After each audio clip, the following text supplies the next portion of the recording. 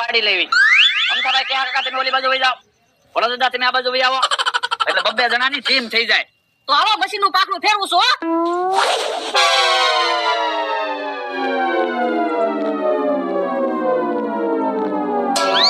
અમથાભાઈ કે કાકા તમારે નથી રમવાનું તગારા ટેનિસ.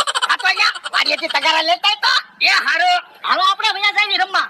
હાલો આપણે તો તગારા ટેનિસ કરવી ચાલુ. આજ તો તગારા ટેનિસ રમવાની મજા આપણે કવર કરી